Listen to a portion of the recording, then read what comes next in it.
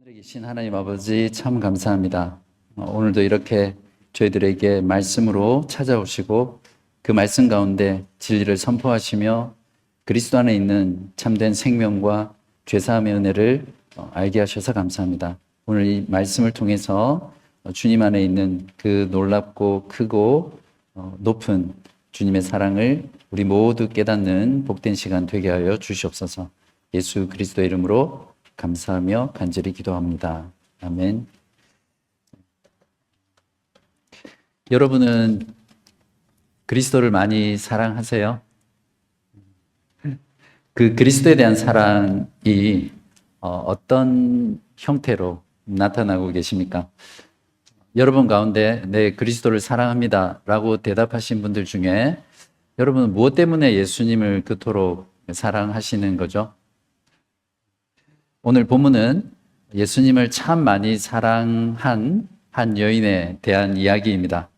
이 여인이 예수님을 사랑한 그 이유가 예수님을 사랑하는 저와 여러분의 이유가 되기를 바라고요. 또 그 이유가 무엇인지를 찾아서 우리의 이유로 삼는 그런 시간 되시기를 바랍니다.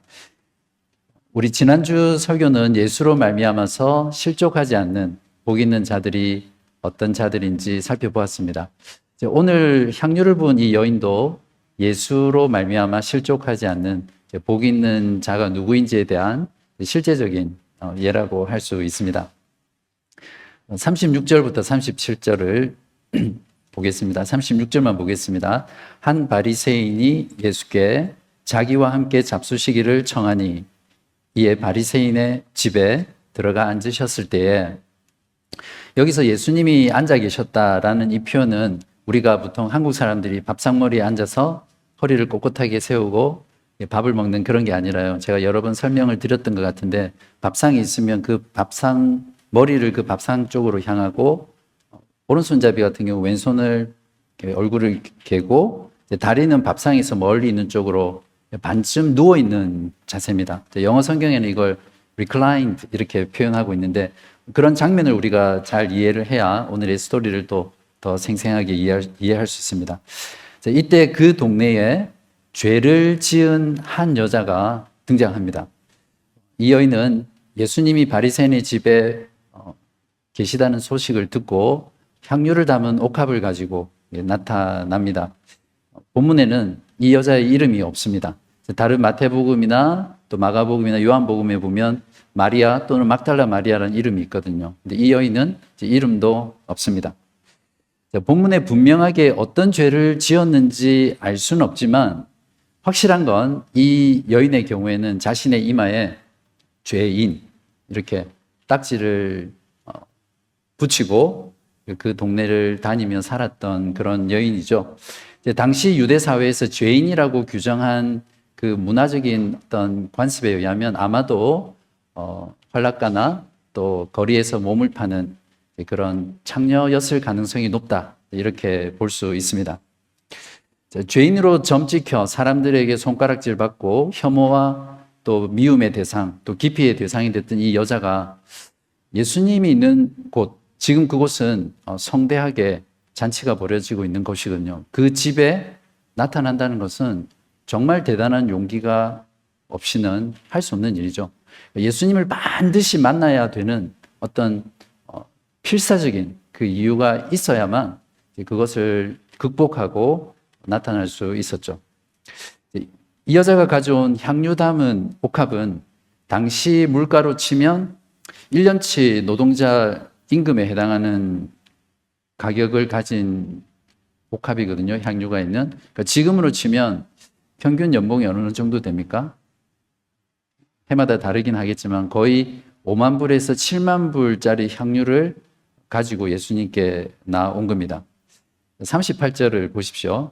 예수의 뒤로 그 발 곁에 서서 울며 눈물로 그 발을 적시고 자기 머리털로 닦고 그 발에 입 맞추고 향유를 부으니.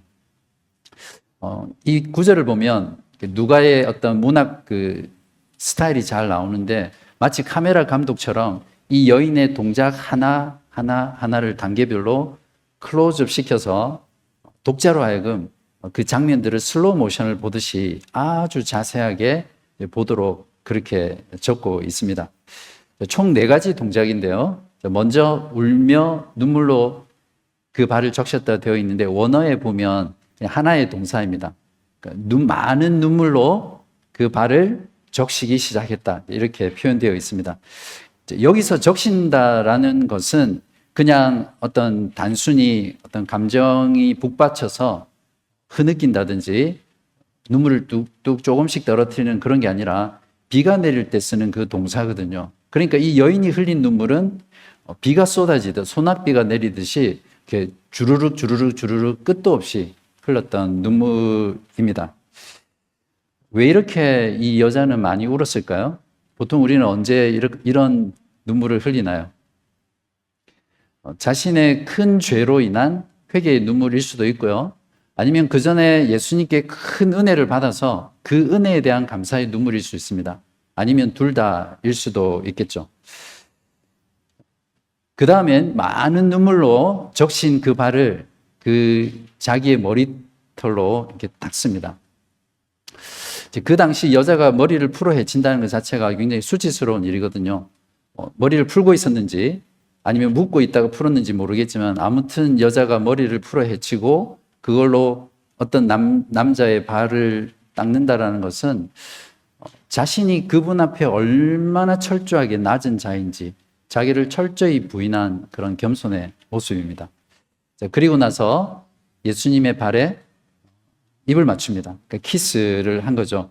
이것도 시제를 보면 그냥 한 번 키스하고 끝난 게 아니라 계속해서 키스를 했다는 그런 말입니다.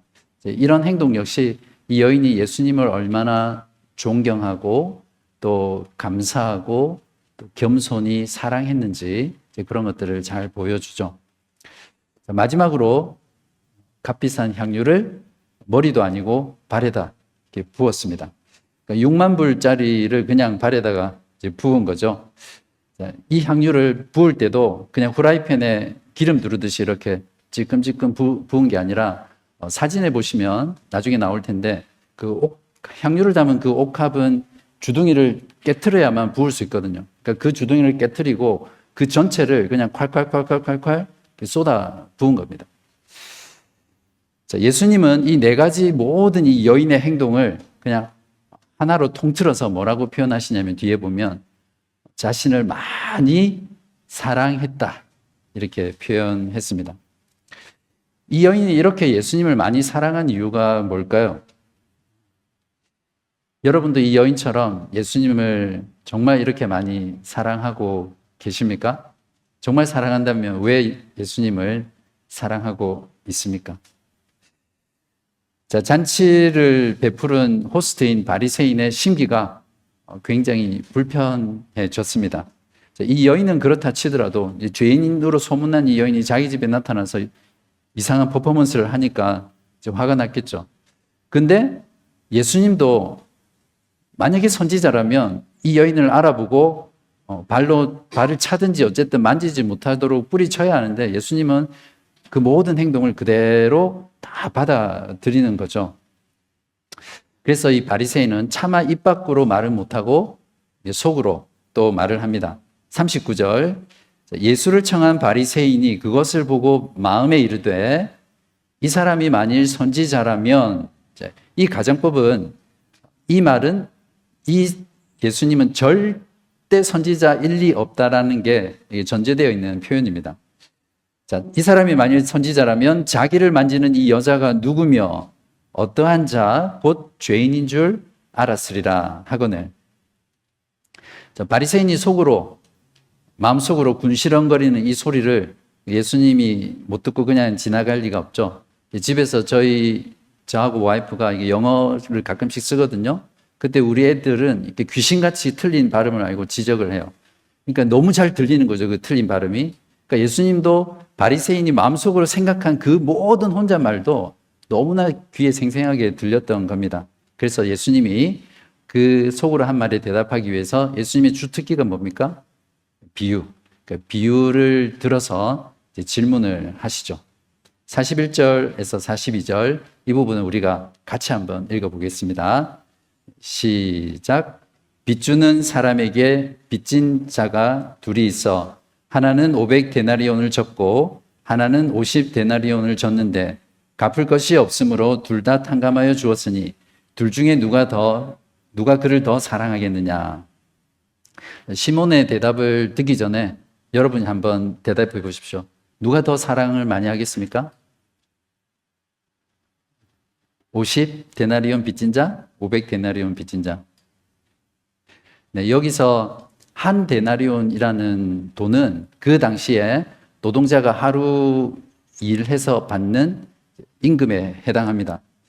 그러니까 주 5일 일한다고 보면 이 500데나리온은 지금으로 치면 약 노동자가 2년 동안 하나도 쓰지 않고 그 임금을 다 모은 돈이죠.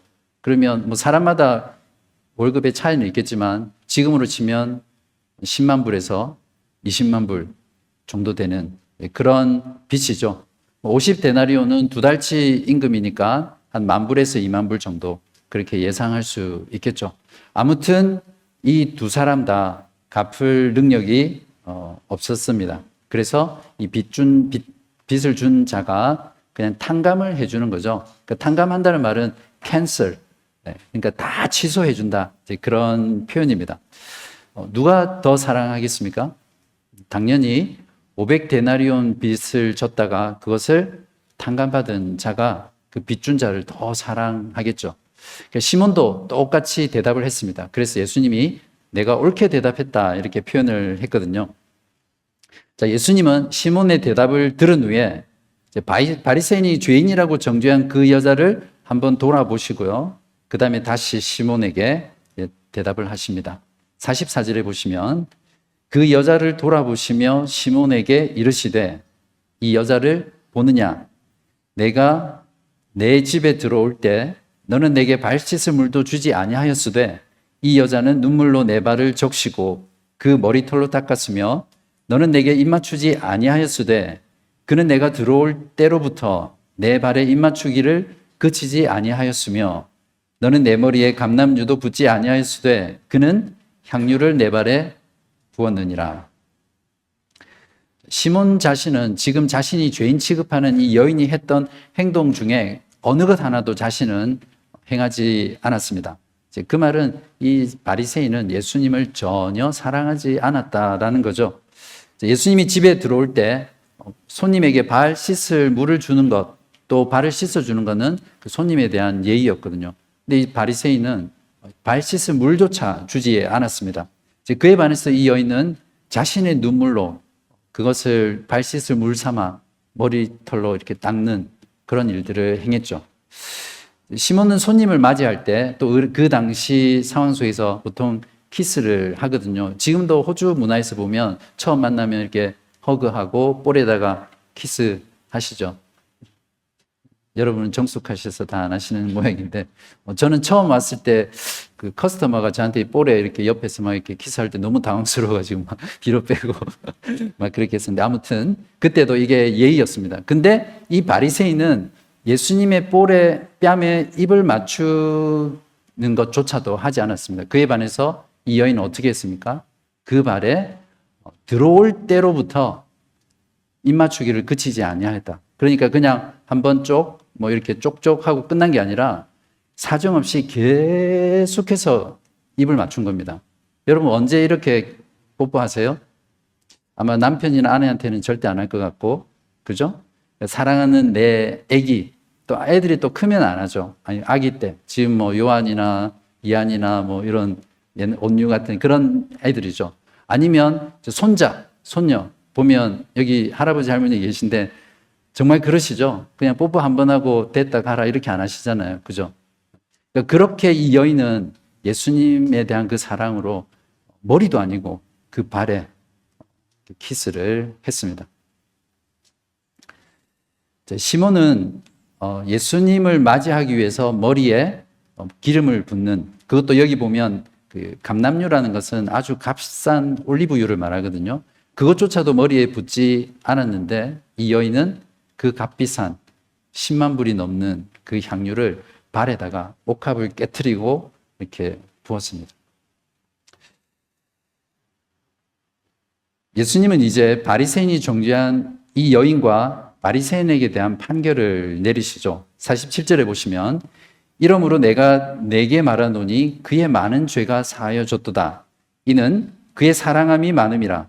사함을 받은 일이 적은 자는 적게 사랑하느니라.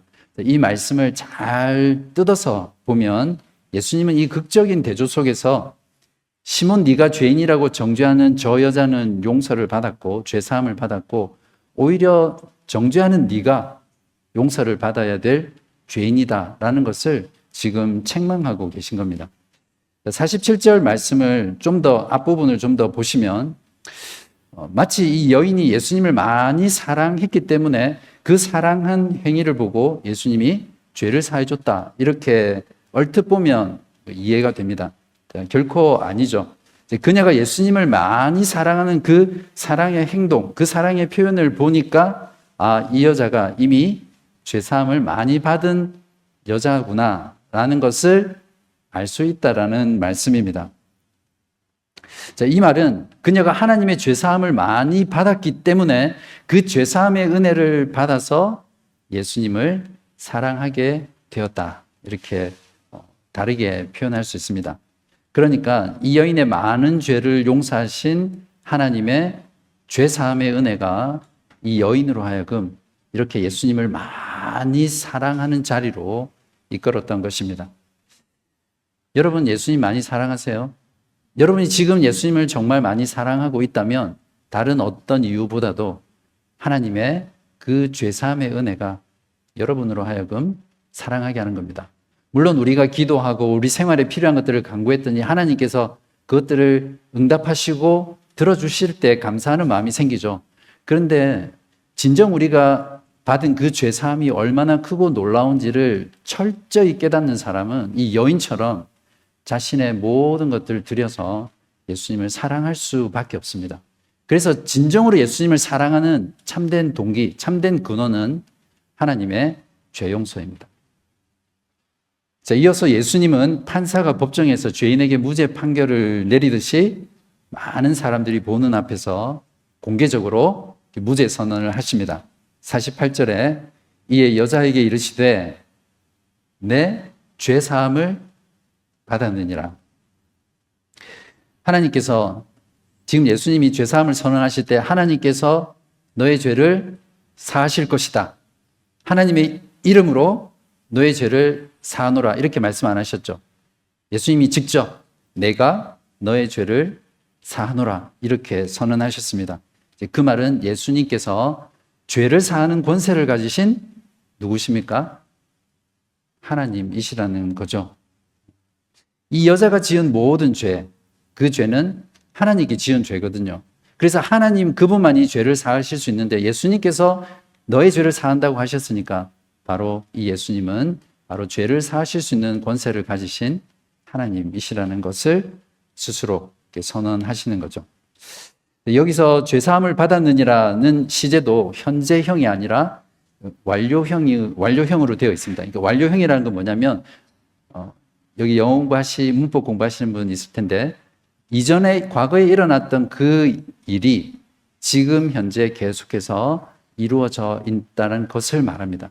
그러니까 이 여인이 죄사함을 받았다는 것은 언제 이루어진 겁니까? 지금 예수님 앞에 했던 그 네 가지 사랑의 표현을 보고 죄사함을 받은 게 아니라는 게 분명히죠. 이 여인은 분명히 이전에 예수님으로부터 복음의 말씀을 들었습니다. 예수님께 나와서 모든 죄를 회개하면 구원 얻는다는 그 소망의 복음을 듣고 그때 이미 죄 사함, 죄 용서를 경험했던 사람이라는 것을 우리가 잘 알 수 있습니다. 그래서 이 여인이 하나님의 은혜를 죄 사함의 은혜를 많이 받았기에 예수님을 사랑할 수 있었던 거죠. 자, 이것으로 바리새인이 기소한 죄 많은 여인이 무죄라는 것이 판결이 났습니다. 자, 이것을 보는 그 잔치에 있는 같은 사람들, 아마 바리새인들이 많았겠죠. 늘 예수님을 거부하고 대적했던 그 바리새인들, 또 유대인들은 예수님의 이 죄 사함을 듣고 절대 가만히 있을 수가 없었을 겁니다. 49절입니다. 함께 앉아있는 자들이 속으로 말하되 이가 누구이기에 죄도 사하는가 하더라. 누구긴 누굽니까? 죄를 사하는 권세를 가지신 하나님이시죠. 여러분도 이 질문에 답하셔야 합니다. 죄를 사하시는 이분이 누구세요? 지금까지 우리가 들었던 모든 누가복음의 설교의 내용을 정리하면 죽어가던 백부장의 종의 병을 고치셨던 예수님, 말씀만으로 고치신 창조주 하나님, 이미 죽어서 장사 치르러 가고 있는 그 나인성의 가난한 과부의 아들을 다시 살리신 예수님이시죠. 맹인을 보게 하고 못 걷는 자를 걷게 하고 나병 환자를 깨끗하게 하고 못 듣는 자를 듣게 하시고 죽은 자를 살리시고 가난한 자에게 복음을 선포하신 그분이 바로 예수 그리스도입니다. 이분이야말로 모든 자기 백성을 죄에서 구원하실 구원자 메시아 그리스도이시죠. 지극히 높으신 하나님의 아들, 이방의 빛, 하나님의 백성들의 영광, 바로 그분이 예수 그리스도. 이분이 누구이시기에 거기에 대한 답입니다. 예수님께서 이 여인에게 무죄 선언을 하신 후에 이제 자유를 선포합니다. 법정에서 판사가 당신은 무죄요 하고 이제는 집으로 돌아가도 좋소 이렇게 표현하는 거죠. 50절입니다. 예수께서 여자에게 이르시되 내 믿음이 너를 구원하였으니 평안히 가라 하시니라. 이 말은 너의 믿음이 죄사함 얻게 하였으니 이제 평안히 가라. 이렇게 하는 말하고 똑같은 말입니다. 왜냐하면 죄사함을 받았다는 것이 곧 구원을 받았다는 말이거든요. 오늘 이 내용에 보면 이 여인은 한마디조차 하지 않습니다. 어떤 믿음의 고백이나 또 회개의 말이 없었어요. 오직 이 여자가 한 거는 예수님을 사랑한 그 네 가지 표현밖에 없었습니다. 근데 예수님은 그 자신을 향한 그녀의 그 사랑을 보고 너의 믿음이 죄사함 얻게 하였다. 너의 믿음이 너를 구원하였다. 이렇게 말하고 있습니다. 하나님께 죄사함 받았다는 것은 하나님께 지은 자신의 죄로 인해 치루어야 될 하나님의 영원한 진노, 영원한 형벌, 영원한 그 심판을 캔슬했다는 말입니다. 캔슬 받았다는 말이죠. 그것이 하나님께 죄사함 받았다는 말입니다. 그래서 예수님께서는 이 여인에게 너의 믿음이 너를 구원하였다라고 말하고 나서 그 다음에 뭐라고 말씀하셨습니까? 평안히 가라 이렇게 말씀하셨죠. 이 평안은 우리가 보통 생각하는 마음이 고요하고 걱정 염려 없는 그런 평안한 상태를 성경은 말하지 않습니다. 여기서 말하는 평안은 하나님을 반역하고 하나님께 죄를 지어서 하나님과의 그 모든 관계가 깨어지고 하나님의 진노와 심판을 받을 수밖에 없는 그 죄인이 죄 사함 받고 하나님과 이제 화목하고 화해되었기 때문에 누릴 수 있는 평안입니다. 성경이 말하는 평안, 샬롬은 바로 이러한 의미라는 것을 우리가 잘 알아야 할 것입니다. 저는 개인적으로 빚에 관한 이야기가 나오면 굉장히 피부에 많이 와닿거든요. 2008년도에 제가 작은 여행 사업을 했었습니다. 그때 동업을 했었는데 그때 뭐 사업을 하다 보니까 자금이 많이 필요하잖아요. 그래서 생활비도 많이 필요한데 생활비를 갖다 주지도 못하고 그래서 신용카드를 한 3-4개 정도를 이렇게 만들어서 그 신용카드로 사업을 하고 또 생활도 하고 그랬습니다. 근데 어쨌든 뭐 결과는 사업이 망했어요. 망해서 이제 망하고 나니까 그때 빌렸던 원금에다가 뭐 신용카드 이자가 여러분들 잘 아시겠지만 뭐 24%, 27% 막 그렇잖아요. 그러니까 원금에다가 이자가 붙고 또 그게 이자가 붙어서 눈덩이처럼 불어나는 거예요. 그러니까 그 당시 뭐 사업도 망하고 직업도 없고 그런 상황에서 이 빚을 갚는 거는 저한테 불가능했던 그런 금액이었습니다. 그러니까 오늘 비유에 나오는 500데나리온 빚진 자죠. 아마 아내는 지금 머리 숙이고 있는데 잘 모르고 있을지 모르겠지만 그때 한동안은 그냥 자고 눈을 뜨면 한숨 쉬고 절망하는 게 제 하루의 일과였어요. 그때 아주 우연히 어떤 웹사이트를 보다가 호주 정부에서 이런 상황에 있는 사람들을 구제해주는 어떤 제도가 있는 것을 이제 알게 됐죠. 그러니까 하나님께서 저한테 이게 피하기를 주시고 또 숨통을 이렇게 트여 주신 거죠. 그래서 내가 낼 수 있는, 커미트먼트 할 수 있는 주의 일정한 금액을 몇 년 동안 계속 원금을 갚을 때까지만 내면 나머지 빚은 다 청산해 주는 그런 제도였습니다. 그래서 그때부터 매주 192점 얼마를 260주 동안 5년 동안 5만 불을 갚았어요. 원금을. 그리고 지금도 생생합니다. 마지막 192불을 은행에 딱 송금했을 때 그때 누렸던 그 자유와 해방과 그 평안은 경험해 보지 않은 사람은 모릅니다. 아마 여기 군대 갔다 오신 분들 그 군대 제대할 때 곱하기 한 1000은 해도 비교가 안 될 정도로 그런 경험이었죠. 그때부터 저는 호주 정부를 정말 사랑하고 지금도 감사하고 있습니다. 오늘 본문의 핵심 주제는 예수님의 발에 향유를 부은 이 여인의 사랑, 이 여인의 믿음도 결코 아닙니다. 이 본문을 보고 그래, 우리도 이 여인처럼 예수님을 사랑하자. 이 여인처럼 예수님을 믿자. 이렇게 이해하고 적용하면 이 본문이 말하고 있는 진짜 핵심을 놓치는 거죠. 그러면 무엇입니까?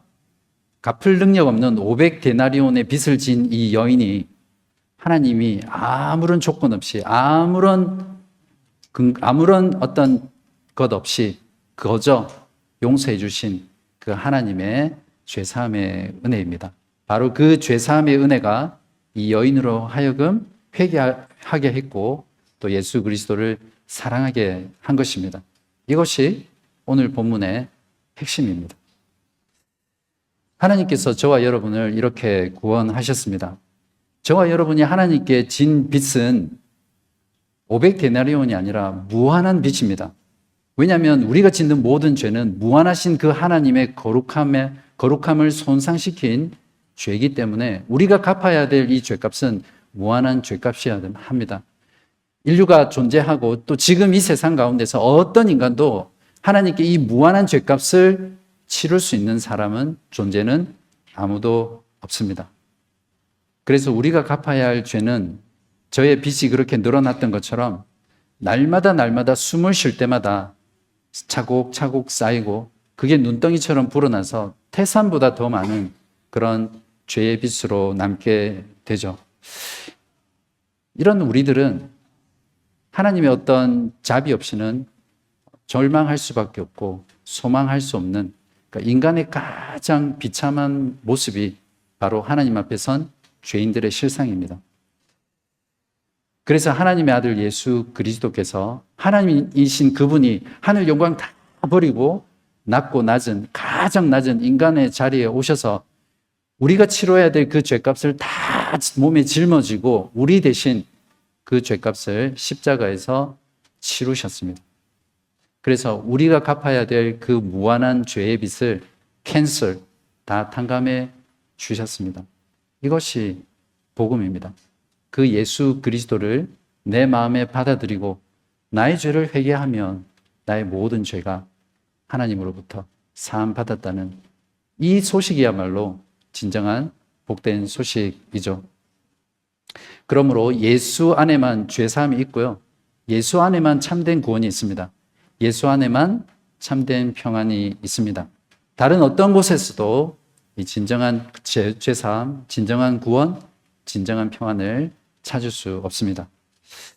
혹시 여러분 가운데 지금 어떤 죄를 짓고 계신 분이 계십니까? 아니면 여러분의 마음속에 떨쳐버릴 수 없는 그 죄책감으로 인해서 무거운 짐을 지고 사는 분이 계십니까? 혹시 그런 분이 계시다면 지금 이 말씀을 듣고 주님 앞에 나오십시오.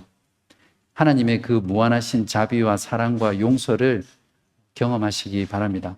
이 세상에 용서받지 못하는 죄는 아무것도 없습니다. 하나님은 용서하실 수 없는 분이라는 것, 하나님은 어떤 죄도 용서하실 수 있는 그 은혜 많으신 죄사함의 은혜를 가지신 분이라는 것을 믿지 않는 그 불신이 용서받지 못하는 유일한 죄입니다. 사랑하는 여러분, 여러분 정말 예수 그리스도를 사랑하십니까? 무엇 때문에 그리스도를 사랑하십니까? 하나님의 죄사함의 은혜가 여러분으로 하여금 예수 그리스도를 정말 사랑하게 하고 있습니까? 자기를 의롭다 여기며 이 여인을 정죄했던 그 바리새인 시몬처럼 되지 마시고 갚을 수 없는 나의 모든 죄를 그저 값없이 용서해 주시는 하나님의 죄사함의 은혜를 여러분 가운데 많이 누리시고 여러분의 매일의 삶 속에서 예수님을 많이 사랑하시는 저와 여러분 되시기를 주님의 이름으로 간절히 기도합니다.